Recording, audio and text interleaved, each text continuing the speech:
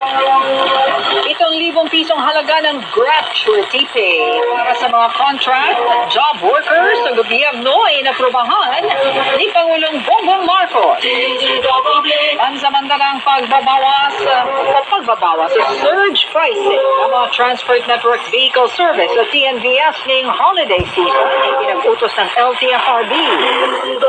Editing na bawas presyo sa mga produktong petrolyo na kaamba sa susunod na linggo. Vice President Sara Duterte at 15 iba pa sinampahan sa Office of the Ombudsman ang patong-patong na reklamo kaugnay sa issue ng confidential funds. Dating Congressman Zaldi Coy pinasa sa ilalim ng National Bureau of Investigation sa Red Notice sa Interpol.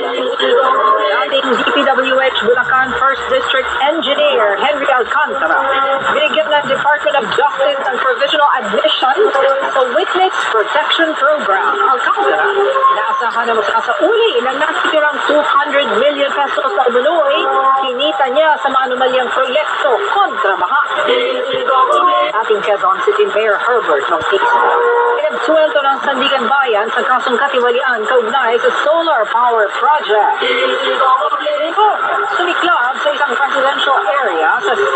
Fernando Street, Barangay Plaza Viejo sa lungsod ng Mandaluyong.